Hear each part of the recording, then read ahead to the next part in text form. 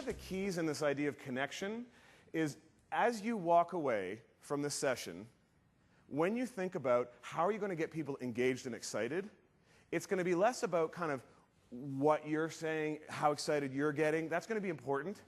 But where you need to connect is what does it mean for them? Great, we're having this big product launch. I'm really excited that Bill's excited about it. But what do people really think about? What does it mean to me? So you have to think about all the people on your team. How can you make this meaningful to them? Roger talked about being meaning makers. Even if they're not involved directly in the project, how can you make this exciting for them? Make them feel relevant, important. That's what, I mean, when you guys were talking a little earlier about your exceptional leaders made you feel like you were relevant, important, you mattered, you meant something. That's what an exceptional leader does when they connect. So if you're going to be successful at motivating and inspiring the rest of this organization, it's going to have a lot to do with intelligently managing emotions, both your own and all the people that you work with. Now, how many here, put your hand up if you've heard of the concept of emotional intelligence, or EQ. Okay, keep your hand up if you have any. Well, we'll figure that one out a little bit later. What we are going to talk about is leveraging this concept of emotional intelligence in order to cultivate and create that power to win culture. Now, how many of you are sitting there thinking, oh boy, emotional intelligence, this is going to be some kind of kumbaya, soft and squishy type session, right? Well, what Wes didn't mention in my introduction is that I have degrees in mathematics and computer science. I'm not that guy. Notice there's no Kleenex boxes on your tables. Okay? What I'm interested in, I'm an analytical by nature. I'm a former PL1 and COBOL programmer, and I know some of you know what that's all about. I want to know the research and the science behind something before I'm really going to engage it and apply it. So the approach we're going to take to this concept of managing emotions, which is so important for you, is going to be a more analytical and scientific approach. It's how much working memory you have. It will reduce your ability to think a complex thought. Have you ever heard yourself say, I was so angry I couldn't think straight? Have you ever had that difficult conversation with a partner or spouse and 20 minutes later thought of all the good comebacks? Right? Because in that moment, you were triggered and you couldn't think a complex thought. Or in a business setting, you're presenting an idea on how you'd like the change to work, and someone's really, a senior person is maybe sort of really criticizing your idea, and you can't articulate a good response, and after the meeting you think, oh, I should have said this and I should have said that. You know, you get that email that kind of frustrates you, and you go, type, type, type, reply to all. Right? It's like, recall, recall. Recall doesn't work. I don't know why there's a recall. There's no recall. It doesn't work. So, when you see someone becoming more commanding in tone, becoming more directive, for me, one of my defaults, if I'm in a meeting and it's not going the way I want it to, and I'm feeling a little overwhelmed and I have a lot to do, and somebody's taking a long time to explain something, that person that you ask them what time it is and they tell you how to build a watch, right? My default behavior is to interrupt them. Well, now, does that get me on their poor leader list or their exceptional leader list when I interrupt them? It gets me on their poor leader list. Again, an emotion is driving a behavior and it's having an impact. I'm not aware of it. I can't manage it. Bill Benjamin has a unique background. He has advanced degrees in mathematics and computer science, which makes him a hit with more analytical audiences. And he has over 20 years of business and sales experience. As a leader in the technology industry, he grew his company from $2 million in sales to over $75 million.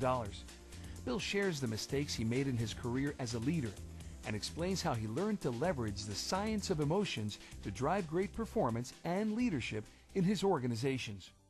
Why is this hard? Why is it that sometimes smart people fail?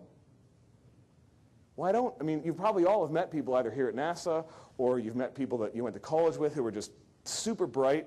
I know a few, and you thought, they're going to be the next, leader of the command control center or whatever it is, and they don't do that well. An inability to manage change. Now, I know you don't have much change going on here at NASA, do you? No, you've got an incredible amount of change. By the way, in terms of the impact of change, I love the story of the astronauts who don't like the badge situation. These are individuals who can handle an incredible amount of pressure, who have been through some of the most challenging, uncertain, times in their lives, yet a new badge system throws them off. You see how change affects us? Isn't it just amazing? The question is, how will you respond to this challenge? Are you going to get frustrated, get negative, kind of give up? Or are you going to step up and play a big game? How will you manage those emotions to get performance? And there's no better place to see the impact of emotions on performance than in sports. So for those of you, the golf tournament yesterday, I mean, you see one of those guys hit a bad shot and all the pros do. Are they walking up to the next one, beating themselves up about that bad shot, right? Frustrated? And if they are, how good are they going to be at hitting the next shot? It's going to be tough. You all know that. Now, my company, IHHP, in addition to working with sales teams like yourselves, we work with executives of Fortune 500 companies, the U.S. Navy, the U.S. Army. We also work with elite and Olympic athletes. And we've been to the last 4 Olympic Games. Here's what's interesting. During the 2-week period of the Olympic Games, there are more world records set than in the previous 4 years. Makes sense, right? The competition goes up, the pressure goes up, you get best performance. Here's what's really interesting. During that same 2-week period, there are more personal worsts set than in the previous 4 years. Interesting, isn't it? Some athletes, all of whom have trained for a specific behavior all their lives, face that tension, that pressure, and they fall apart. Some of them fall apart. It gets them. Others excel. This is your opportunity to take this challenging situation and make that choice to manage that emotion to get great performance. The difference maker for Bill's career was, and continues to be, his work in the one critical competency of leadership, emotional intelligence. Emotional intelligence is the ability to recognize and manage ours and others' emotions, and leverage the science of those emotions to motivate yourself and the people you lead. Pretty confident that you're all going to walk out of here and the next month is going to be very exciting. You're going to take this energy and it's going to be a really exciting product launch. Where I think your real challenge is, it's in the 2 months after that, and the 6 months after that, and the 12 months after that. When the product doesn't work perfectly, and a channel person calls in complaining, and the service person didn't respond because the salesperson didn't follow the proper procedure, and the product person can't fix it because there's no budget. And that's the stuff, when it gets hard, when it gets challenging, when some of that legacy stuff starts unearthing itself, that's where your real challenge is going to be. And that's where managing emotions is going to be critical. Most people, when they go to influence, engage, coach, they lead from their side of the bridge. They lead from their passion, their knowledge, their enthusiasm, their authority. And if you're pretty passionate and pretty knowledgeable and pretty smart, you can get a lot of people to jump. I mean, as a leader, I did get some people to jump. But at some point, there's something going on for that other person that can cause them not to jump.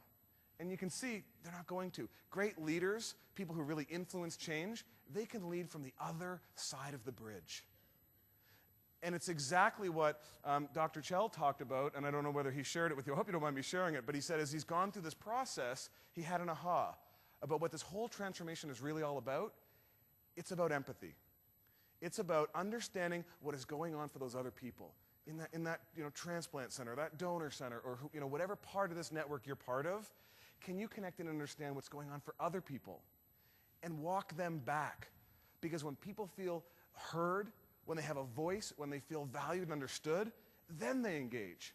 Then they're less likely to resist. Bill Benjamin is the CEO of the Institute for Health and Human Potential, one of Profit 100 magazine's fastest growing companies. IHHP is a research and learning organization that studies what drives great performance and leadership.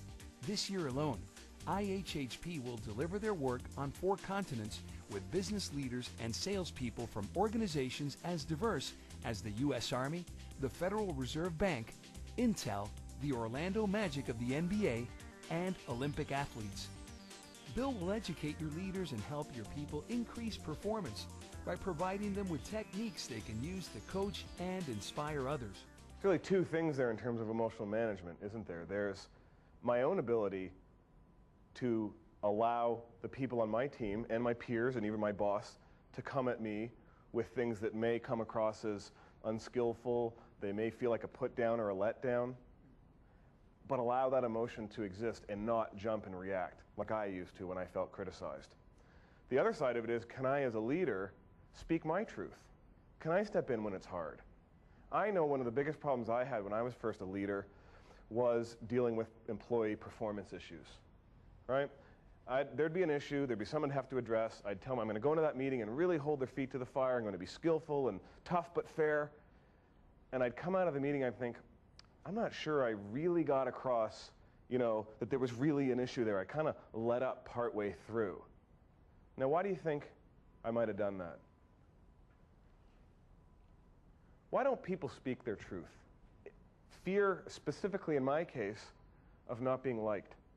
I want everyone to like me. I want my employees to like me.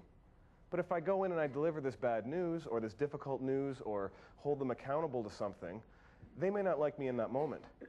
So this is where the whole self-awareness comes in. First of all, I have to be aware that I'm afraid of a reaction, or I'm worried about what other people will think, or I'm not wanting to be disliked.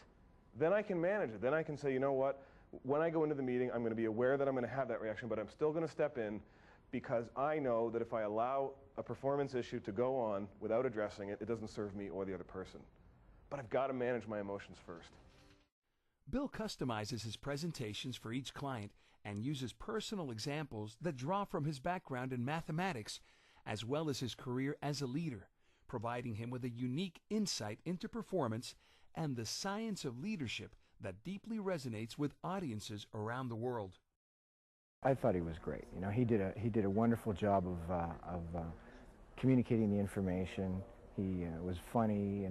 He brought in a lot of personal anecdotes that showed us that he has the same struggles that we have, and there was sort of an empathy that I think flowed from him into the audience, and I think that really helps people, as opposed to the expert saying, I've done this, and everybody kind of thinking, well, gee, I don't know if I can do that. I think a lot of people left here confident that they can change their lives too. Bill consistently receives the highest feedback wherever he presents. What made Bill's session exceptional was the way he connected emotional intelligence to the warrior mentality of the Air National Guard. Our work is war and combat, dealing with natural disasters and homeland security. We learn techniques to improve our ability to deal with tense and stressful conditions. In a couple of challenging situations after the session, my squadron immediately put the techniques to use.